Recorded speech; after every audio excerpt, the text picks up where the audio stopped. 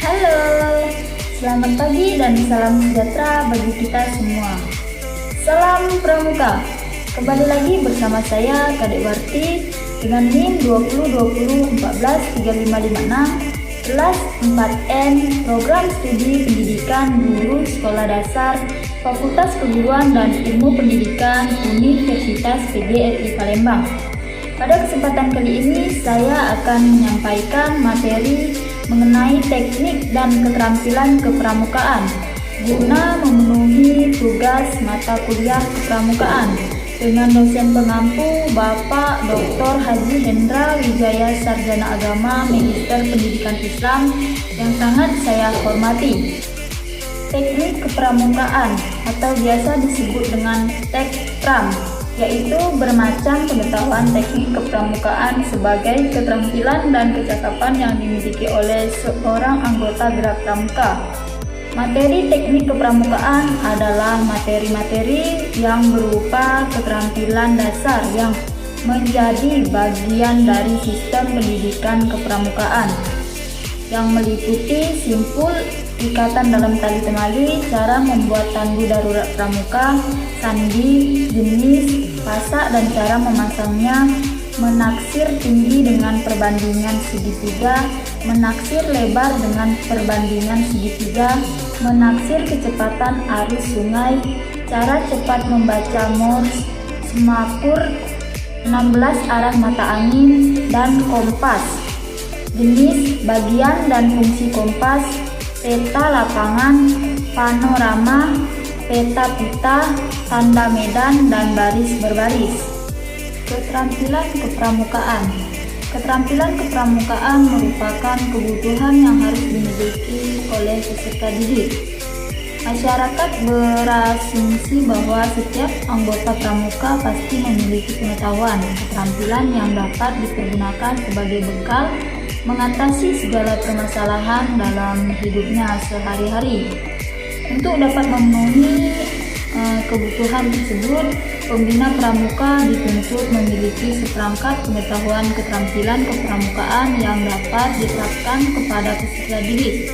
Keterampilan kepramukaan menurut ranah pengembangannya dapat dikelompokkan sebagai berikut. Yang pertama, keterampilan spiritual, yang kedua, keterampilan emosional, yang ketiga, keterampilan sosial, yang keempat, keterampilan intelektual, yang kelima, keterampilan fisik, dan yang terakhir, keterampilan mengenal alam. 1. Keterampilan spiritual.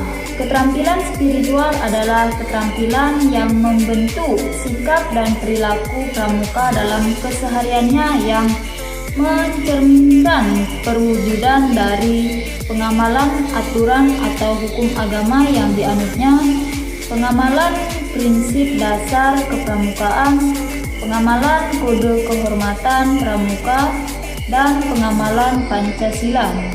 2. Keterampilan emosional.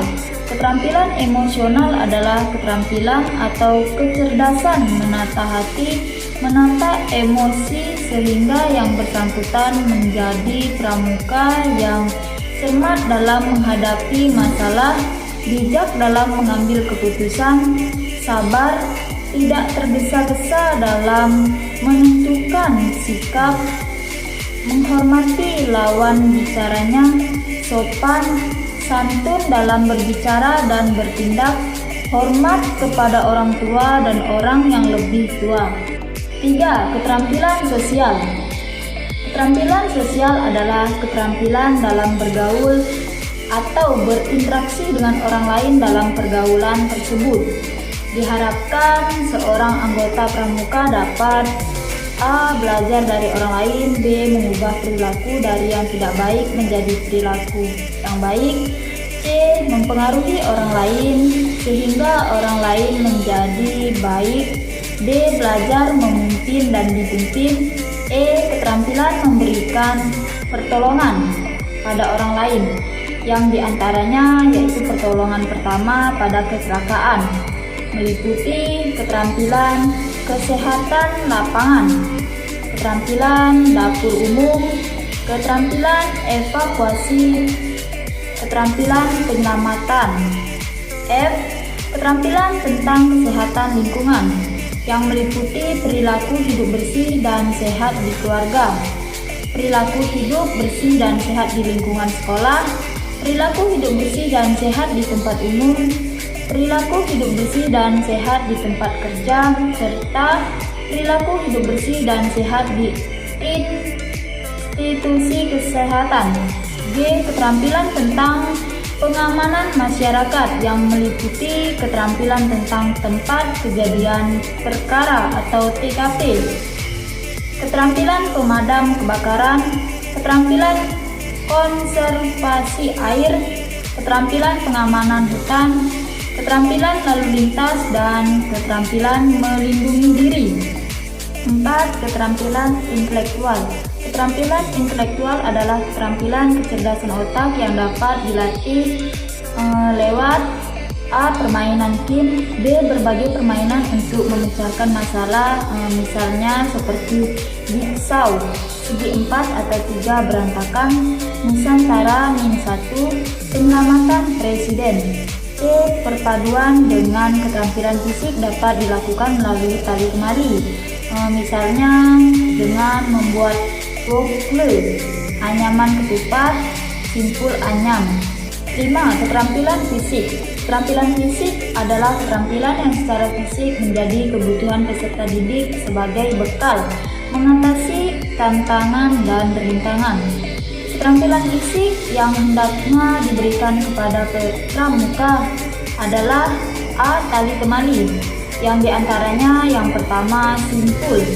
Simpul ini adalah ikatan pada tali dengan jenis 1. Simpul ujung tali, simpul untuk menjaga agar tali tidak terurai. 2. Simpul mati, yaitu simpul untuk menyambung dua tali yang sama besar. 3. Simpul anyam, yaitu simpul untuk menyambung dua tali yang tidak sama besar. Simpul anyam berganda, simpul untuk menyambung dua tali yang tidak sama besarnya dalam kondisi basah atau kering. 5. Simpul erat, simpul untuk memulai suatu ikatan dan memendekkan tali. 6. Simpul pangkal, yaitu simpul untuk permulaan sebuah ikatan. 7. Simpul tiang, yaitu simpul untuk mengikat leher binatang agar tidak terjerat dan masih dapat bergerak bebas. 8. Simpul tarik, yaitu simpul untuk menuruni tebing atau pohon dan tidak akan kembali ke atas. 9. Simpul kursi, yaitu simpul untuk mengangkat dan menurunkan orang atau barang. 10. Simpul kembar, yaitu simpul untuk menyambung dua tali yang sama besar dan dalam kondisi licin atau basah. 11. Simpul jangkar, yaitu simpul untuk membuat tandu darurat atau tali timba. Yang kedua, ikatan. Ikatan ini dibagi menjadi 1. Ikatan palang, ikatan untuk membentuk palang yang bersudut 90 derajat. 2.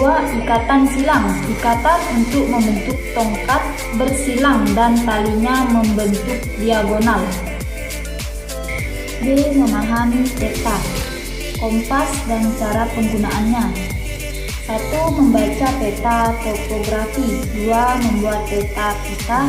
3. Membuat panorama skate. 4. Memahami kompas dan cara penggunaannya. C.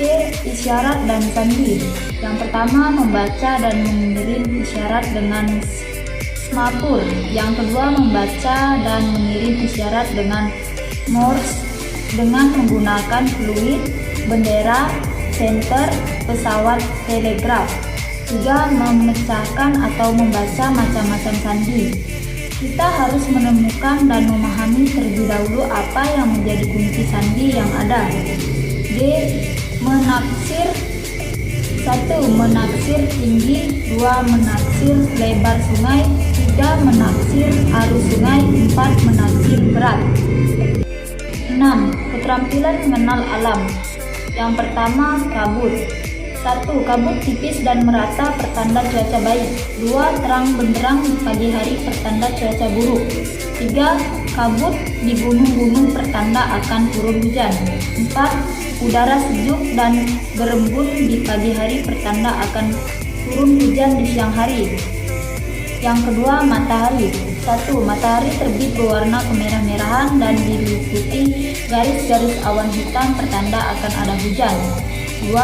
Matahari terbit berwarna kemerahan yang terang pertanda cuaca baik.